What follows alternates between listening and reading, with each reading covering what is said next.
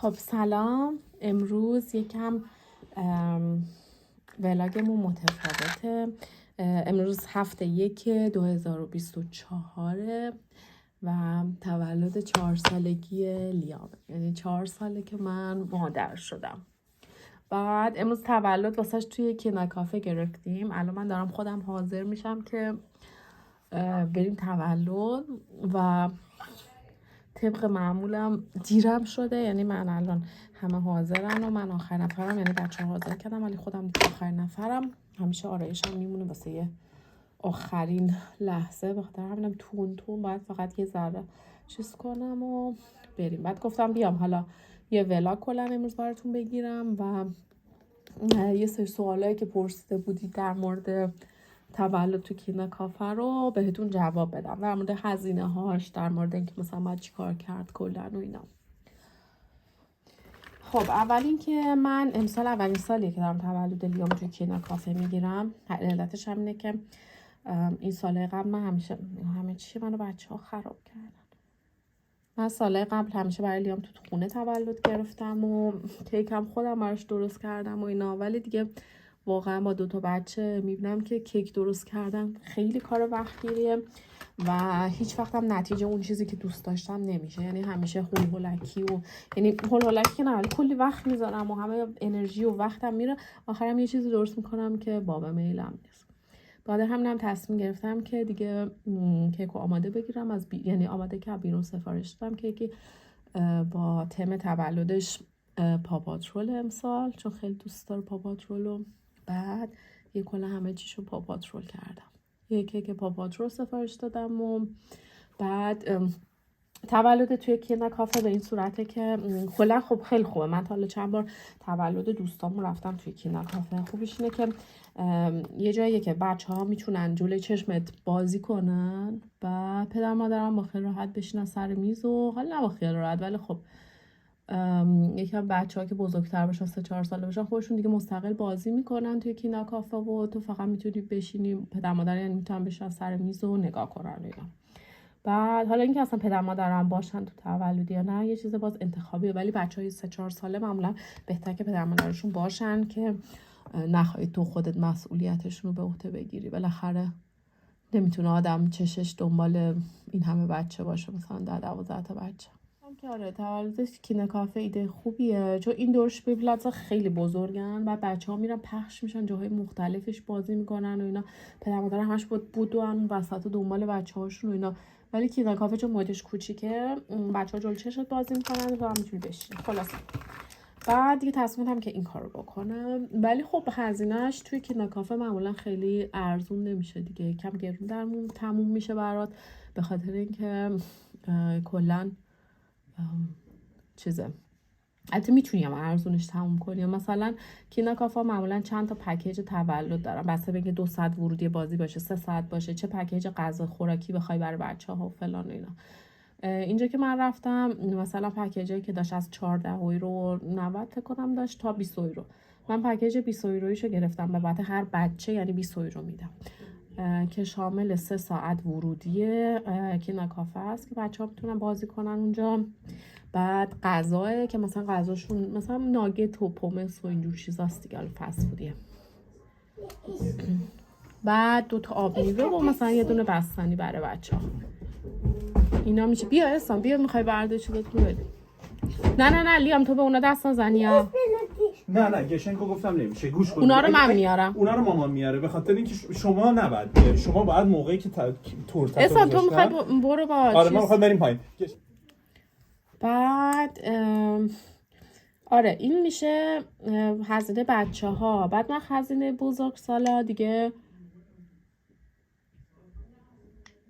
تو میتونی مثلا میخوای کم اقتصادی تر تمامش کنی بگی بزرگسالا دیگه مثلا خودشون اگه خواستن چیز بگیرن و خرج خودشون بگیرن. بعد اینکه دیرم شده همه دارم منتظر من دارم ولاگ میگیرم. چی داشتم گفتم؟ آره نکته بعدی اینه که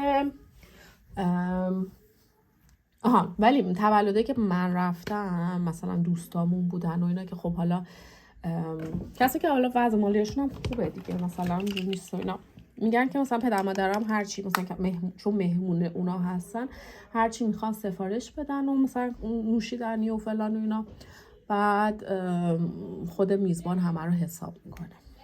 ولی خب مثلا ممکنه اگه خیلی از این آلمانیای اقتصادی باشه و اینا بگه نه مثلا من کسی حساب نمیکنم. ولی میگم ما تولده که رفتیم اینطوری بوده. منم بخاطر همینم امروز پدر مادرم مثلا هرچی بخوان نوشیدنی، قهوه، چای، هرچی بخوان تو کینا کافه سفارش بدن من حساب میکنم هزینه‌شو، یعنی به حساب ما میگم بنویسن که خب آخرش حساب میکنیم باید ببینیم چقدر میشه. و اینکه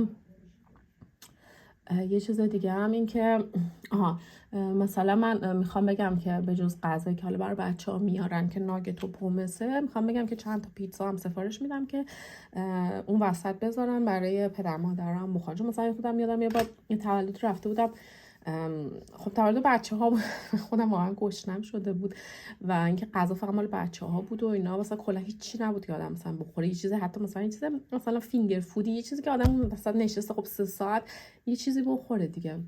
بخاطر همینم گفتم که یه چیزی هم من میگیرم که برای پدر مادر اونجا بخورم. باز اینم تون بهتون نشون بدم.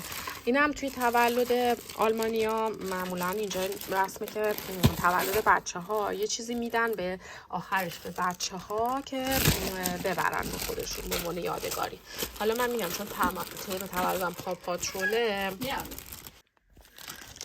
من اینا رو گذاشتم دیگه برای بچه‌ها. توش یه دونه از این دستبندای پا پاترول برچسبه، یه بسته برچسبه برای هر کی، حالا یه دونه اسمارتیز و یه دونه از اینا که دی ام اینا دارن بدون شکره.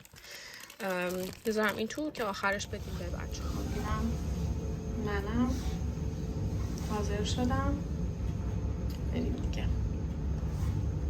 به بچه‌ها که خیلی خوش میگذره ولی خب ما احتمالا خیلی خسته میشیم دیگه با اینکه کاری نمی‌کنیم، ولی خب همین بودو دنبال بچه‌ها خودش سخته.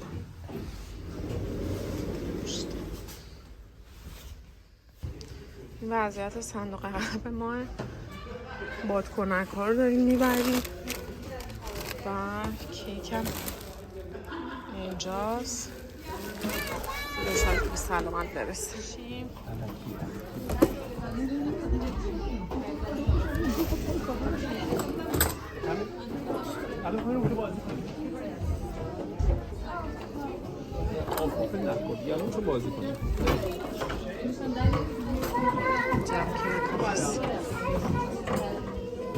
بشینیم عکس بگیریم ازش. بهش بگو من شما نبودید چند تا عکس ازش گرفتم تکی. لیام بدو برید عکس بگیرید.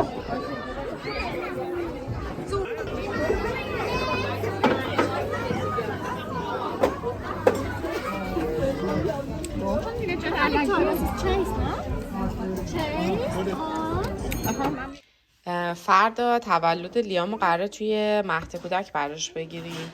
بعد یعنی همیشه هر بچه که تولدشه توی مهد کودکشون یه دونه کیک میاره و صبحانه معمولا اون روز با اونه، یعنی صبحانه میاره برای همه بچه ها.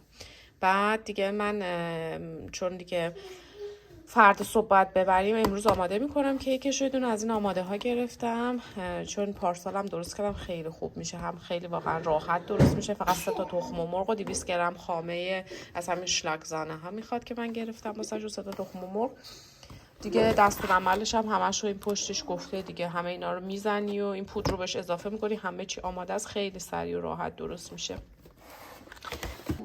یکم هم از این چیزا دارم، از یه دونه دیگه از این کیک ها گرفته بودم، از این کیک آماده ها توش از اینا بودش، از این چیزای رنگی خوراکی اینا رو میذارم توی کیکش. بعد یکم من برای تزیین روی کیکم که حالا یکم مثلا از سادگی در بیاد، یکم شبیه کیک تولد بشه.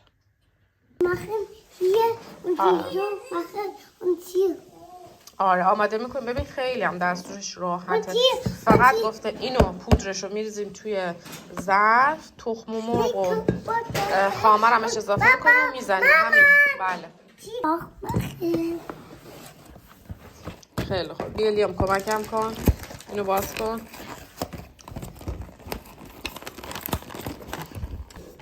این پودر قندش هم حتی توش پودر قندی که روش بریزیم. اوکی لیام اینو باید باز کنیم بریزیم. آره همشو بریز. لطفا.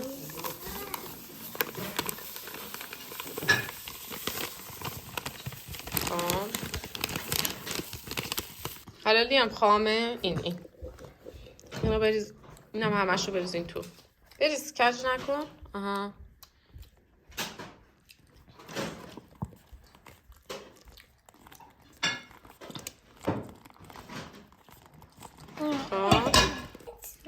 خب این تخم مرغ هم ستا رو شکوندم توش. اینو لیام فشار بده بیاد پایین. حالا همین دیگه، فقط باید اینو بزنیم. بزنم. اوکی.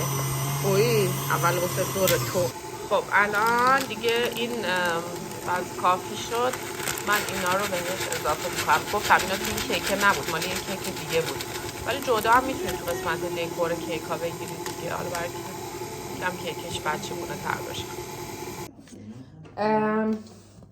واسه کیک تولدی که واسه یه مهد کودک بچه ها میخواید ببرید اینجا، معمولا حالا خودتون از مربیای مهد کودک میتونید بپرسید که حالا چه جور کیکی باشه یا نه، ولی چیزی که من میدونم معمولا میگن کیکی نباشه که توش مغزیجات باشه، چون هم یه سری بچه ها خوب حساسیت دارن به مغزیجات، همین که ممکنه بچه کوچیک‌تر بخوام بخورن اگه تیک های مثلا مغزیجات درسته باشه و اینا.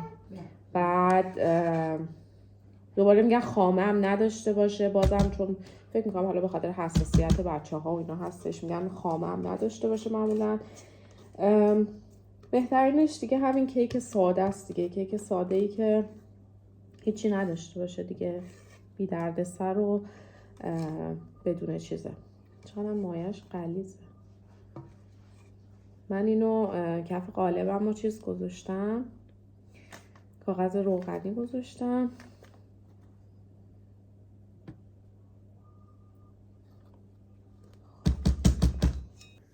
اینطوری دیگه. این الان اینجوری شد. فرو گذاشتم رو 160 درجه.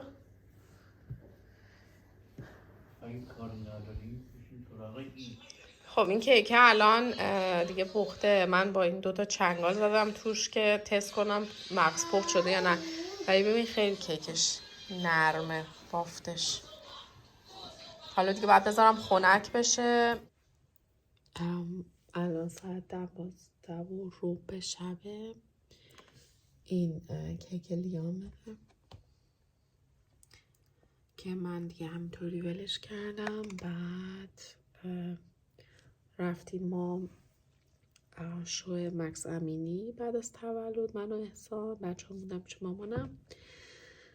بعد فردا صبح زود باید بیدار شم، صبحانه کیتا رو آماده کنم، با کیک رو آماده کنم دیگه. همین مدت امروز ما که خیلی طولانی بود، ولی خب روز خوبی بود دیگه. اینم صبحانه بود که برای مهد کودک بردم و یه چند تا عکس از تولد قبلی لیام. امیدوارم که از این ولاگم خوشتون اومده باشه. ممنون میشم لایک بکنید و کانال یوتیوب من رو سابسکرایب کنید.